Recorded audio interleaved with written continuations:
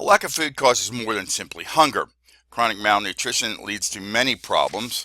Protein deficiencies in infancy can result in permanent brain damage and damage to eyesight. Low energy, susceptible disease susceptibility, and diseases such as goiters, rickets, and anemia. Water-related diseases lead to more than 5 million deaths per year. About 1.1 million people do not have access to safe water, and 2.6 billion people live with unsanitary water. Polluted water, contaminated food, exposure to disease-carrying insects and animals, and unsanitary living conditions make the world's poor highly vulnerable to diseases such as chronic diarrhea, tuberculosis, malaria, Ebola, dengue, hepatitis, cholera, and parasites. More than half of the annual deaths in sub-Saharan Africa are caused by infectious and parasitic diseases. AIDS is a worldwide epidemic, and the global rate of infections fell by 25% from 2001 to 2009, however.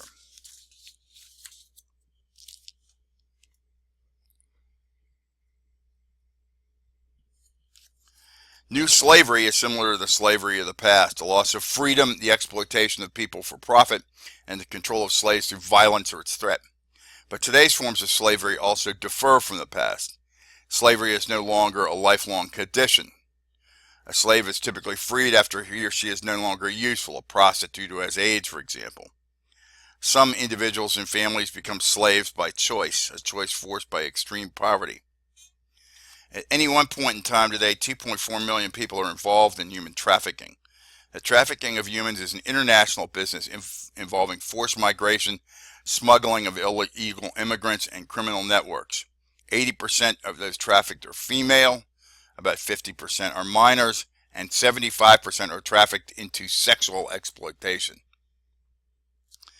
They are brought to the U.S. from Asia, Africa, the former Soviet Union, Latin America, and Eastern Europe, where 2/3 of the women live in poverty.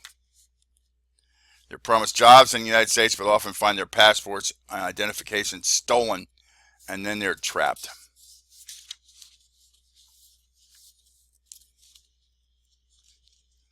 The United Nations Children's Fund estimates that 200,000 children in West and Central Africa are sold into slavery annually by their parents. There's also a concentration of misery in cities. Problems of the cities have to do with infrastructure. The housing, schools, roads, mass transit, water, and sanitation are overwhelmed by the exploding population. Employment. Developing nations do not have the industry to employ people migrating to cities.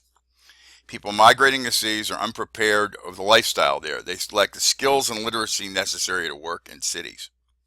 Squatter settlements, people living just outside of the city's edge struggling to survive. 1 billion people without food, clean water, or infrastructure. Because of population growth, extreme poverty, and the problems above, living in cities can exacerbate other problems such as racism, pollution, and crime.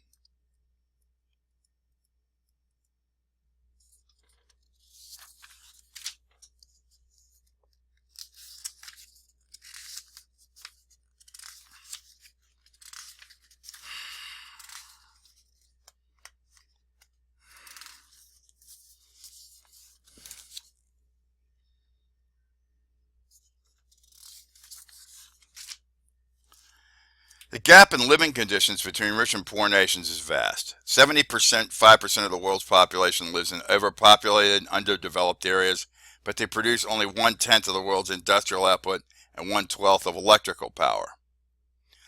Some nations remain poor because their climate and geography prevent them from moving ahead. Other nations are engaged in continuous warfare. But wealthy nations are responsible. History of colonialism: a territory controlled by a powerful country that exploits the land and the people for its own profit, and economic domination have left poor nations without the necessary resources or power to move ahead. Although officially ended around the 1960s, the effects of colonialism are still present in nations once under colonial rule.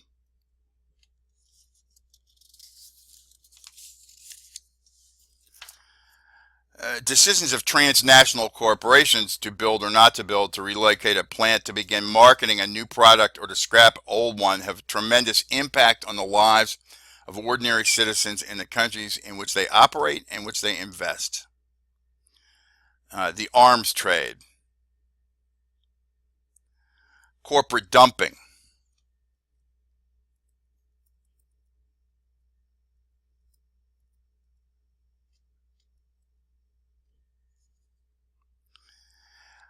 these fan the flames. Arms trade fans the flames of war. The United States is the informal shopping center of terrorists, mercenaries, and international criminals. Blowback from arms sales. Example, weapons sold to Iraq in its war against Iran were used against the U.S. in the Gulf War. And corporate dumping occurs when corporations export goods that have been banned or not approved for sale in the U.S. because they're dangerous. They usually end up in poor nations. They've just recently had to, in Nigeria, for example, they've had to ban the use of infant formula, where actual mother's milk is a superior product because they were dumping infant formula in Nigeria. So that practice has been banned. Okay, this ends chapter 3, chapter 3's screencast. Please read ahead and do the activities for chapter 3, and then read ahead and do chapter 4. Thank you.